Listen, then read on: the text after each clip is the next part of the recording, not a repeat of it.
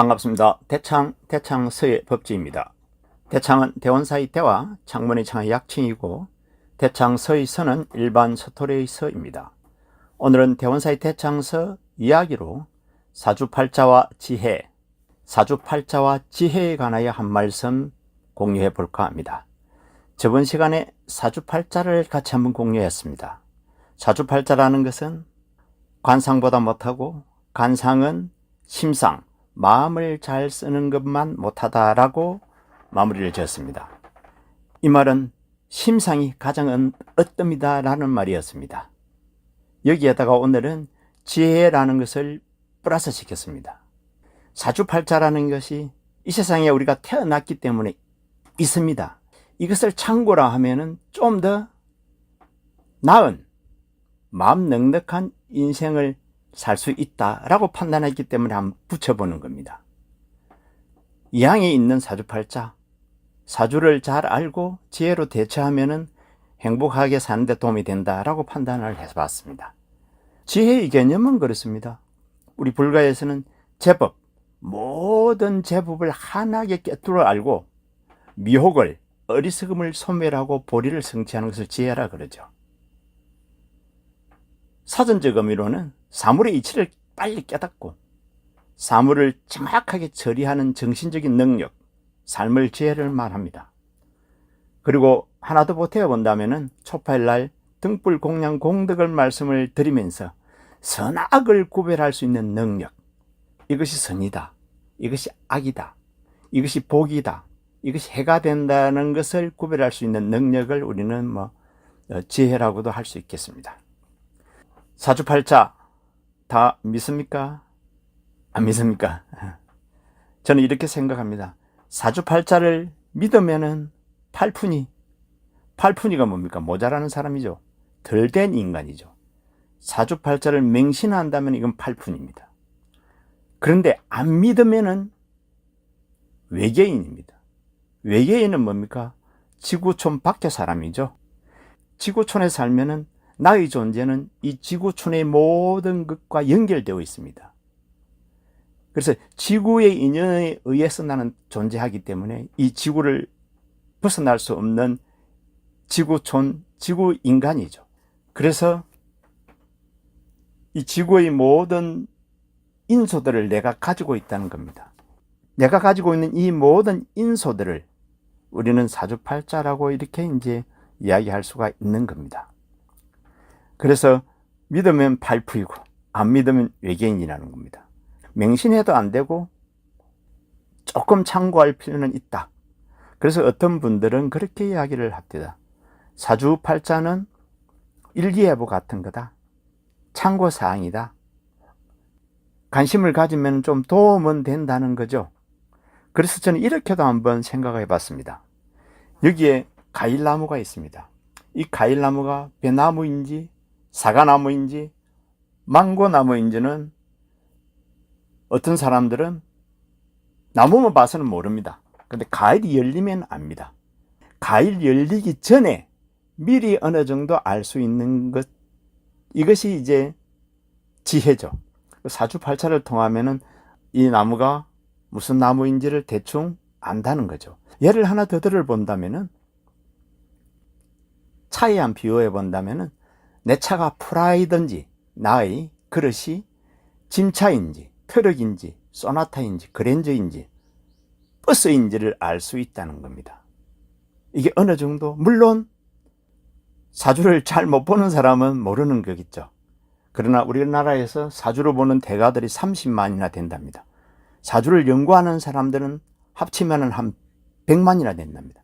그 중에는 뛰어난 분들이 있답니다. 그런 분들은 어느 정도 프라이든지 짐차인지 트럭인지 소나타인지 그랜저인지 펠리세이드인지 버스인지를 어느 정도로 구분한답니다. 이것도 전적으로 믿을 건 아니죠. 왜냐하면 어떤 사주 대가죠. 대가가 이렇게 얘기하더라고요. 바로 운명이라고 하는 것은 한 70%다. 그렇지만 30%는 부처님의 영역이다. 절대자의 영역이다. 이렇게 말입니다.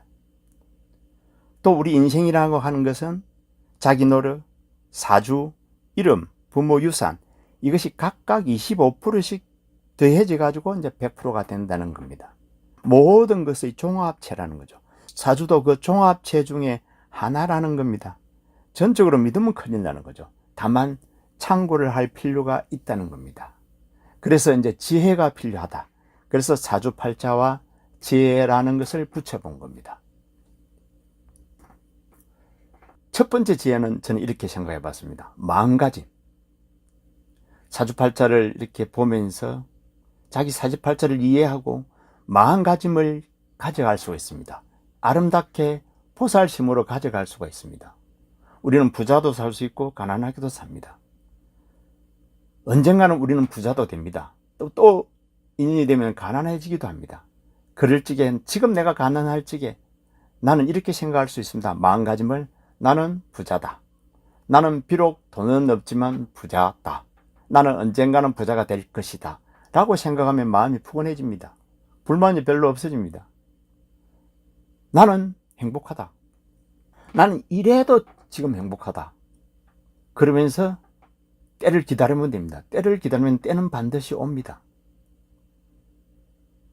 부자로 사는 것도 공자님도 그랬습니다. 대부는 제천이요 소부는 제건이라. 큰 부자는 하늘이 만들지만은 적당하게 사는 부자는 뭡니까? 자기한테 달렸다는 겁니다. 내가 마음가짐을 묻고 노력하면은 보통 부자는 이루고 산다는 거죠. 그래서 기다리면 때는 온다는 것을 생각하고 마음가짐을 잘 가지는 겁니다. 기다리면 때가 옵니다. 우리가 황금알을 낳는 그이 알죠? hen자는 황금알을 낳을 때까지 기다립니다. 그런데 어리석은 자는 바로 그의 배를 가르죠. 그럼 황금알이 어디 있습니까? 바보죠. 항상 준비하고 기다리는 덕을 쌓아라. 이 마음가짐이 지혜라고 봤고, 그 다음에는 새 인연 짓기. 다른 말로 몸 만들기. 우리 불교의 수행법 중에 오정간심에 다진중생 자비간이 나옵니다. 화를 많이 내는 중생은 자비간을 내어라. 자비심을 내고 자비간을 하면은 화를 내는 것이 사라진다는 겁니다. 자기가 문제되고 있는 것을 얻을 수 있다는 거죠. 이것을 좀 더 도약시켜 보면은 가난 중생 보시가 아니라 가난한 중생은 반대로 보시를 하라는 겁니다. 가난한 중생은 보시를 하면은 물질적인 보시가 됐든 마음적인 보시가 됐든 보시를 하면은 가난한 중생은 부자가 된다는 거죠. 우치 중생 인연간이라. 어리석은 중생은 아름다운 좋은 인연을 지으라는 겁니다. 그러면은 우치에서 벗어난다는 겁니다. 어리석음에서 벗어난다는 거죠. 저는 내 마음을 깨쳐야 되는 수행자입니다.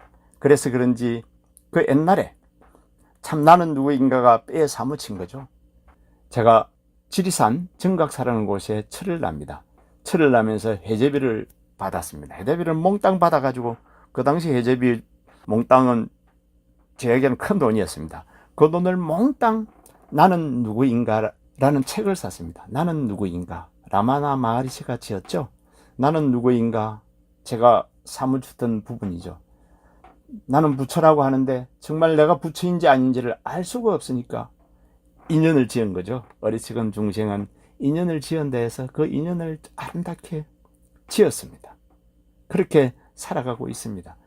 그래서 새 인연을 지어서 새롭게 만들어 간다는 거죠. 여기 과일나무도 접붙이기 하면은 더 좋은 과일나무가 되대요. 더 접붙이기 알죠? 일반 과일나무에다가 다른 과일나무를 접붙여 가면은 좋은 더 질 좋은 과일, 단맛이 많이 나는 과일이 열리고, 딸기도 뭡니까? 주문만한 딸기가 나오고, 저도 망고를 많이 좋아하는데 부처님 오신 날 망고를 많이 올렸죠. 그 망고, 제주도 망고, 붉은색 망고. 이게 인도에 가니까 망고가 노란 색깔이었습니다. 근데 우리나라에 와가지고는 붉은 색깔로 바뀌지 않습니까? 이와 같은 것이 이제 이루어진다는 거죠. 새 인연을 지어서 만들어진다는 거죠. 그리고 몸 만들기도 가능하죠. 좀 약한 몸을 건강하게 만들 수도 있는 겁니다. 또한 내 몸도 이빨이 좀 안 좋으면은 요즘 이빨 심기도 하죠. 심어서 맛있게 음식을 먹을 수 있도록 할 수가 있습니다. 어술의 힘을 입으면 됩니다. 이왕 사는 거 괜찮죠? 이 정도는 지혜로 얻을 수 있다는 거죠. 그 다음에 하나는 이제 지혜는 이름, 호, 불명, 보완입니다. 이름이라든지 호, 불명으로서 나를 좀 더 보완할 수 있다는 거죠. 사주팔자를 보완할 수 있다는 거죠. 이 글자의 소리에는 메아리가 있고 생명력이 있다고 합니다. 우리가 임상실험을 다 마쳤죠. 고양이한테 밥을 주면서 이쁘나 하면서 밥을 주고, 한 고양이는 못나나 하면서 밥을 줍니다.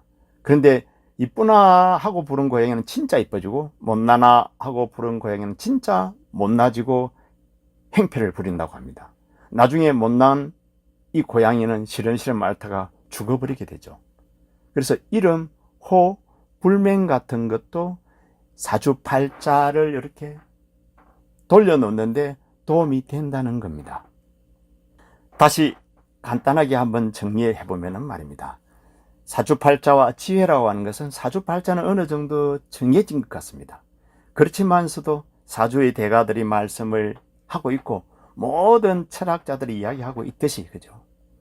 70%가 어떤 우리 현상계 영역이라면 보이지 않는 신의 영역, 부처님의 영역이 30%나 되고, 그 다음에 인생을 자기 노력, 사주, 이름, 부모 유산으로 각각 나누어 놓더라도 25%씩 되기 때문에 이와 같은 것은 모든 것이 이루어져서 이제 100% 인생이 된다는 겁니다.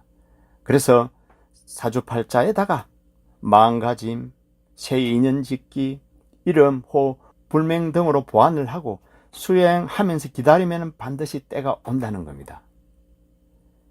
이양 있는 사주를 참고로 하고 바탕으로 해서 지혜로 대처하고 행복을 만들어 행복하게 살자는 겁니다.